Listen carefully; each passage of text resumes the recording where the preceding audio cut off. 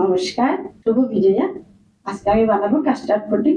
খুব সহজ, খেতেও খুব ভালো, দেখতেও খুব সুন্দর। প্রথমে আমি 1 লিটার দুধ গরম করে নেব। এখন আমি দুধটা গরম করতে দিয়েছি।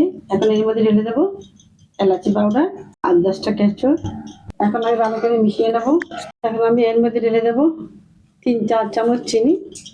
দুধ গরম হয়ে গেছে। এখন এর মধ্যে আমি ঢেলে দেবো কাস্টার্ড মিশ্রণ।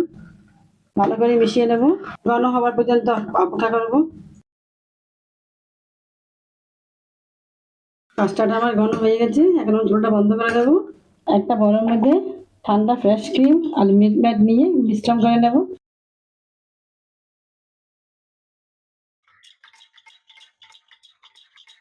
এখন আমি 5-6টা ব্রেড নিয়েছি। এটা আমি এখন ছোট ছোট করে সাইজ করে কেটে দেবো।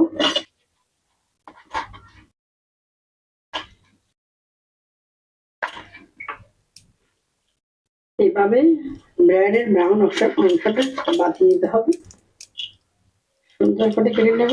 একটা কাঁচের বল নিয়েছি চৌকোর। এখন আমি এক এক করে সব ব্রেড সাজিয়ে নেব।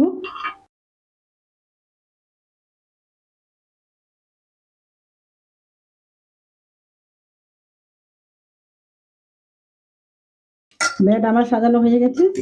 এখন আমি এর মধ্যে কাস্টার্ড মিশ্রণ ঢেলে দেবো।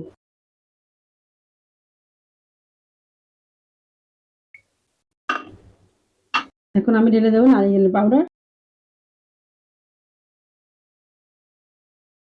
এখন এর উপর আমি আর একটা লেয়ার দেবো।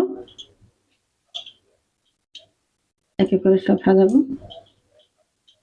এর উপর এখন আমি কাস্টার্ড মিশ্রণ পুরো ঢেলে দেবো। এখন এর উপর দেবো ক্রিম আর মিল্ক মেড মিশ্রণ করে রেখেছি, ওটা ঢেলে দেবো। এখন আমি উপরের লেয়ারটা ভালো করে মিশিয়ে দেবো। এখন এর উপর আমি হালকা করে নারিকেল পাউডার ঢেলে দেবো। তৈরি হয়ে গেল আমার কাস্টার্ড পুডিং। এখন আমি এখানে খাবার রুপালি পাতা দিয়ে সাজিয়ে দেবো।